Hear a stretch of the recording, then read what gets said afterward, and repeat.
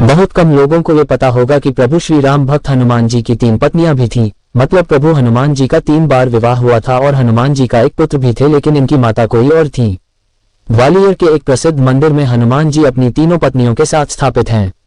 आइए जानते हैं पूरी कथा। अगर आप इस चैनल पर नए हैं तो कृपया आप चैनल को सब्सक्राइब तथा फॉलो जरूर करें। भगवान श्री हनुमान जी प्रभु श्री राम जी के अनन्य भक्त हैं। हम सभी जानते हैं कि श्री पवन पुत्र हनुमान जी बाल ब्रह्मचारी थे। इसी वजह से उनका एक पुत्र होने की बात पर आश्चर्य होना स्वाभाविक है। हालांकि महर्षि वाल्मीकि जी के रामायण में बताया गया है कि भगवान हनुमान जी का एक पुत्र भी थे। श्री वाल्मीकि रामायण पुराण में इससे संबंधित एक प्रसंग का वर्णन भी मिलता है। आइए जानते हैं उससे जुड़ी कथा के बारे में। आखिर कौन है श्री हनुमान जी की 3 पत्नियां और कौन है उनका पुत्र और क्या है उनके जन्म की कथा। ये कथा उस समय की है जब रावण अपनी पराजय को नजदीक देख उसने छल कपट से प्रभु श्री राम और श्री लक्ष्मण जी को अहिरावण द्वारा मूर्छित अवस्था में अपहरण करवा दिया और अहिरावण प्रभु राम और लक्ष्मण जी को पाताल लोक लेकर चला गया था। तब हनुमान जी प्रभु श्री राम और लक्ष्मण जी को खोजते हुए पाताल लोक पहुंच गए। 6 द्वार पार करने के बाद 7वें द्वार पर उन्होंने अपने जैसे एक पहरेदार को देखकर अचंभित हो गए। श्री हनुमान जी की तरह दिखाई देने वाले पहरे पर खड़े हुए मकरध्वज ने स्वयं को हनुमान का पुत्र बताया। हनुमान जी इस बात को मानने को तैयार नहीं हुए तो मकरध्वज ने अपनी उत्पत्ति की कथा सुनाई। मकरध्वज ने हनुमान जी से बोला कि आप जब माता सीता की खोज में लंका पहुंचे, आपको मेघनाद द्वारा पकड़कर रावण के दरबार में प्रस्तुत किया गया। वहां पर रावण ने आपकी पूंछ में आग लगवा दी थी, जिसके बाद आप अपनी जलती पूंछ की आग बुझाने के लिए समुद्र तट पर पहुंचे। आग बुझाते हुए आपके पसीने की एक बूंद पानी में टपकी, जिसे एक बड़ी मछली ने पी लिया था। उसी एक बूंद की वजह से वह मछली गर्भवती हो गई।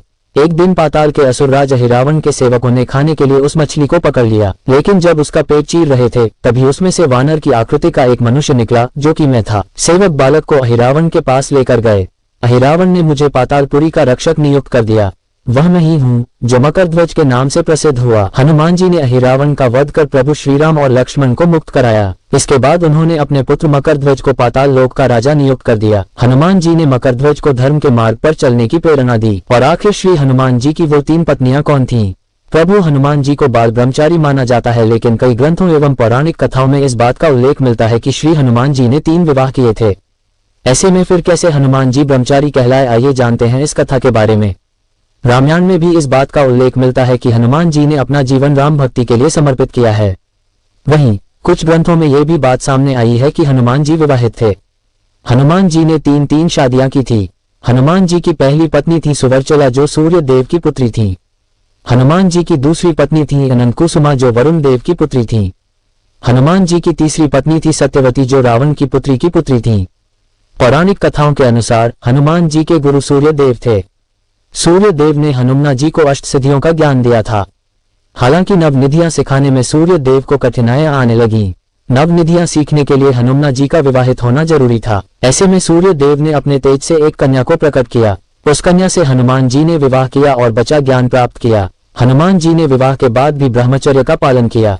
वहीं देवी सुवर्चला घोर तप के बाद सूर्य ऊर्जा में ही समा गईं। ठीक ऐसे ही हनुमान जी के अन्य विवाह भी विद्या प्राप्ति के लिए हुए थे। तीनों विवाह के बाद भी हनुमान जी ने ब्रह्मचर्य का पालन किया। वहीं हनुमान जी की तीनों पत्नियां तप कर विलीन हो गईं। यही कारण है कि हनुमान जी विवाह के बाद भी ब्रह्मचारी कहलाते हैं। हालांकि हनुमान जी के विवाह के बारे में रामायण में कुछ भी उल्लेखित नहीं है, मगर हनुमान जी और उनकी पत्नी के साथ तेलंगाना में पूजा जाता है। इसके अलावा ग्वालियर में भी हनुमान जी तीनों पत्नियों के साथ स्थापित हैं। यहाँ तक कि उनके पुत्र मकरध्वज की प्रतिमा भी इस मंदिर में मौजूद है। ये थी आज की जानकारी। वीडियो अच्छी लगी हो तो कमेंट में जय श्री राम जरूर लिखें तथा चैनल को सब्सक्राइब जरूर करें। धन्यवाद।